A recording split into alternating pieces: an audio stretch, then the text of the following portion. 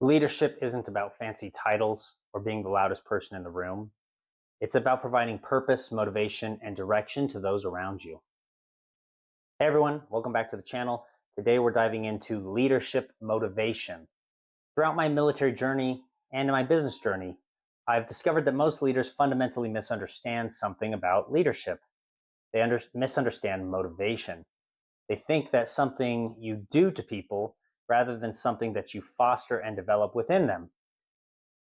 There's two types of motivation, external and internal. Let me put it this way.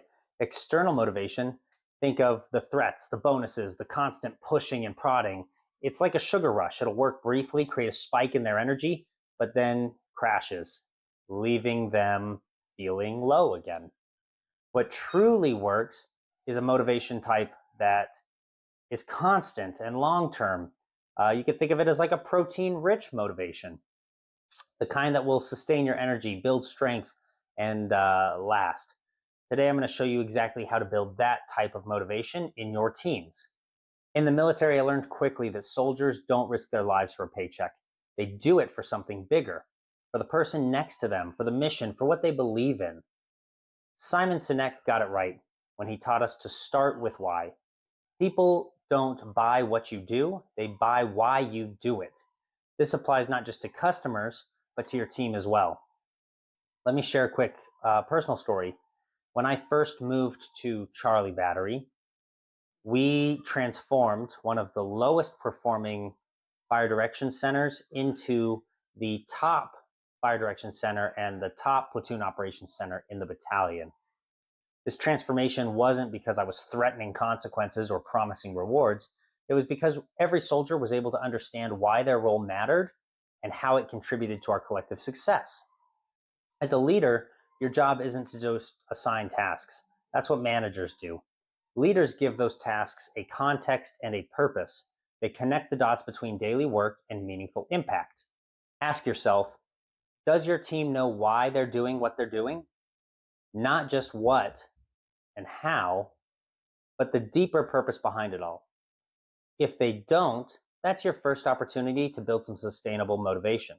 Explain why and get that buy-in. Next, and perhaps my favorite, is the motivation that's associated with ownership. True motivation, in my opinion, comes from ownership. When people feel they own a problem, a project, or a result, they bring a different level of energy to it. This is what I call disciplined initiative, giving your team the freedom to take whatever actions are necessary within their boundaries to advance to the objective or to advance and accomplish your goal. Too many leaders micromanage their teams into mediocrity.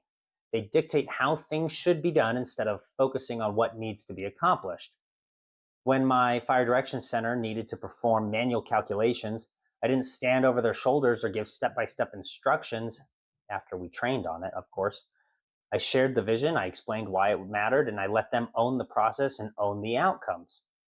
Well, at their level, right? As the fire direction officer, I own the overall outcome and product. But how we built to that point was giving them ownership of their roles and really trusting them to build proficiency within them. And obviously, we have some checks and balances there and there's safety, but ensuring that they understood why their role was important and what needed to be done in that role, training them on it, and then letting them be the best and taking ownership of that. That was our key to success. So, like I mentioned, the result wasn't just that we met the standard with those things, it was that we blew the standard away. We were completing calculations in half of the standard time, and we were able to accomplish something that our other units in the battalion weren't able to accomplish. The same principle transferred over to my business practices as well. The more I gave ownership to my subordinate leaders, the more they were able to take responsibility and action within their roles and the systems that they were responsible for. And we saw the efficiency increase, the speed that we were able to solve problems increased, and then the customer satisfaction on the opposite side increased. So here's my question to you. Where can you step back and give your team more ownership? What problems can you present rather than solutions you can dictate? That ownership fuels sustainable motivation. Confident leaders create confident teams. Nobody wants to be led by someone who doesn't know what they're doing or where they're going. Leadership confidence is contagious, and so is doubt. Your team will not ever be more confident than you are. Confidence also matters when it comes to motivation. This doesn't mean faking confidence or putting on a show. People can smell insincerity from miles away. Instead, confidence comes from preparation, from making decisions with available information, and from having the strength to admit when you're wrong. In my business experience in entrepreneurship, there have been countless times and moments of uncertainty. But every time I approach a challenge with this mindset, the mindset that I learned in the Army, that I'm going to adapt and I'm going to overcome. That confidence, not necessarily in having all the right answers, but in our ability to find them together, spreads throughout the organization and the team. It's created a culture for us where problems become opportunities and obstacles become stepping stones. Your confidence as a leader isn't about never showing weakness. It's about showing that challenges don't define you. Your response to them does. When your team sees that in you, they begin to embody it themselves. Perhaps the most powerful motivator that I've discovered is personal growth. People want to become better versions of themselves. I know that I do. That's why I do what I do. They want progress. They want to look back in 6 months or in a year and look at how far they've come and how they've developed. As leaders, as entrepreneurs, it's our job to create environments where growth is not just possible, but growth is inevitable. This means challenging people beyond their comfort zones while providing them the support that they need to succeed. When someone can point to new skills that they've developed, or challenges that they've overcome, or impact they've created under your leadership, that's when motivation becomes self-sustaining. I've watched team members transform from hesitant beginners to confident experts. They pride themselves in mastering something new, and that's worth more than any bonus check can provide. So ask yourself, what growth opportunities am I providing? How am I challenging my team to stretch beyond what they think they're capable of? Because growth isn't just a motivator. Growth is also your legacy as a leader. Today, I challenge you to think differently about motivation.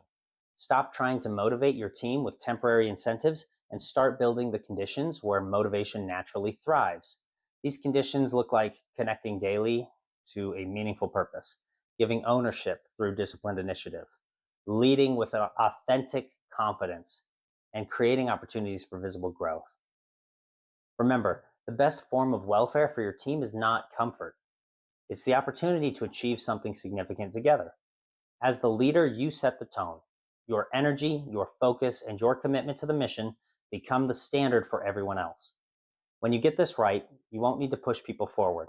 You'll simply need to point the way and they'll bring themselves to the journey. Hey, I forgot to mention at the start of this video, I'm donating $1 to Charity Water for every subscriber I gain on YouTube in 2025. If you find this information useful, please make sure you like and subscribe. I'm here to teach entrepreneurs and business leaders about effective leadership and team development. If you found value in this video, make sure you hit that like button and subscribe for more leadership insights. Drop a comment below sharing your biggest takeaway or your leadership challenge that you're facing. And if you want to dive deeper, make sure you check out the link in the description for my book, How the Hell Are You Doing This?, where I share my story, the principles that I use to grow my businesses and lead effective teams. Until next time, lead with purpose, and I'll see you in the next video.